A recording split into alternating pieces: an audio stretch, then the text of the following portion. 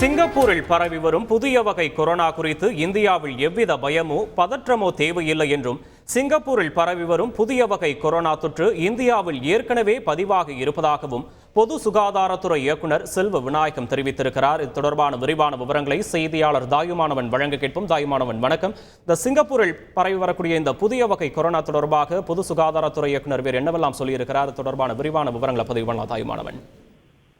உலகம் முழுவதுமே மிகப்பெரிய தாக்கத்தை ஏற்படுத்திய கொரோனா வைரஸ் தடுப்பூசி பயன்பாடுகளுக்கு பிறகாக பரவலாக பல்வேறு நாடுகள்ல கட்டுப்படுத்தப்பட்டு விட்ட ஒரு சூழல்ல தற்போது சிங்கப்பூர்ல புதிய வகை கொரோனா பாதிப்பு என்பது வேகமாக பரவி வருகிறது. குறிப்பா கொரோனா வைரஸ்ல பல்வேறு வகைகள் இருந்து வந்தன.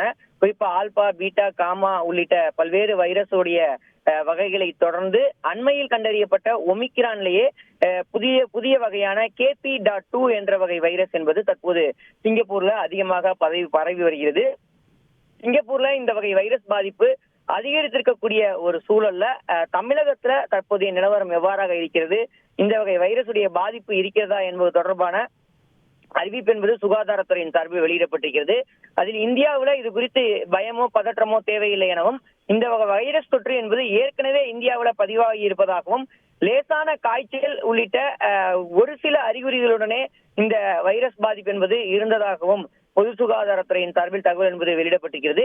எனவே சிங்கப்பூர்ல வேகமாக பரவி வரக்கூடிய இந்த புதிய வகை வைரஸ் என்பது ஏற்கனவே இந்தியாவில் புழக்கத்தில் இருந்து வந்த ஒரு வைரஸ் தான் எனவும், எனவே பொதுமக்கள் இது குறித்து அச்சப்பட வேண்டாம் என பொது சுகாதாரத்துறையின் சார்பில் தகவல் என்பது வெளியிடப்பட்டிருக்கிறது.